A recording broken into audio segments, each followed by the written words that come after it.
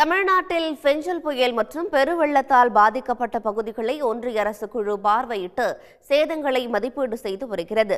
பெஞ்சல் புயல் எதிரொலியாக கொட்டிய கனமழையால் விழுப்புரம், கள்ளக்குறிச்சி, கடலூர், திருவண்ணாமலை, தருமபுரி, கிருஷ்ணகிரி, ராணிப்பேட்டை, வேலூர், திருப்பத்தூர் மாவட்டங்கள் சேதங்களை சந்தித்துள்ளன. பெரிதும் பாதிக்கப்பட்ட விழுப்புரம், கடலூர், கள்ளக்குறிச்சி மாவட்டங்களில் மக்களுக்கு போர்க்கால அடிப்படையில் தமிழ்நாடு அரசு நிவாரண உதவிகளை வழங்கி வருகிறது. இந்நிலையில் புயல், மழை, வெள்ளத்தால் பாதிக்கப்பட்ட பகுதிகளை பார்வையிடுவதற்காக ஒன்றிய அரசின் குழு தமிழ்நாடு வந்திருக்கிறது. ஒன்றிய உள்துறை இணை இயக்குநர் ராஜேஷ் குப்தா தலைமையில் ஒன்றிய வேளாண் துறை இயக்குநர் பொன்னுசாமி, ஒன்றிய நிதித்துறை இயக்குநர் சோனாமணி ஆபம் உள்ளிட்ட 7 பேர் குழு விழுப்புரம் மாவட்டத்திலிருந்து ஆய்வினை தொடங்கியுள்ளது. விக்கிரவாண்டி ஒழுங்குமுறை விற்பனை கூடத்தில் நடைபெற்ற ஆய்வின் போது தமிழக வருவாய்த்துறை செயலர் அமுதா, மாவட்ட ஆட்சியர் பழனி ஆகியோர் வெள்ள பாதிப்பு விவரங்களை ஒன்றிய குழுவினருக்கு விளக்கினர்.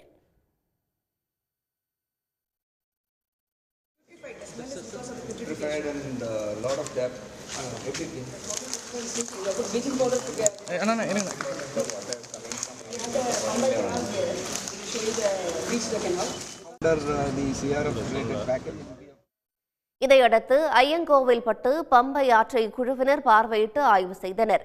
பின்னர் விழுப்புரம் மாவட்ட ஆட்சியர் அலுவலக கூட்டரங்கில் புயல் மற்றும் வெள்ளத்தால் பாதிக்கப்பட்ட குடியிருப்பு பகுதிகள், நெடுஞ்சாலைகள், மூழ்கிய நெற்பயிர்கள் குறித்த படங்களை அவர்கள் பார்வையிட்டனர்.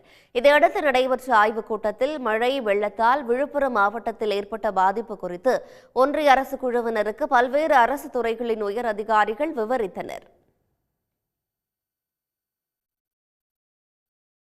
விழுப்புரம் மாவட்ட திமுக சார்பில் ஒன்றிய அரசு குழுவை சந்தித்த அமைச்சர் க. பொன்முடி, பொன் கௌதம சிகாமணி, சட்டமன்ற உறுப்பினர்கள் டாக்டர் லட்சுமணன், அன்னியூர் சிவா ஆகியோர் விழுப்புரத்தில் ஏற்பட்டுள்ள சேதங்களுக்கு நிவாரணமாக 1000 கோடி ரூபாய் வழங்க வேண்டும் என்று கோரிக்கை விடுத்தனர்.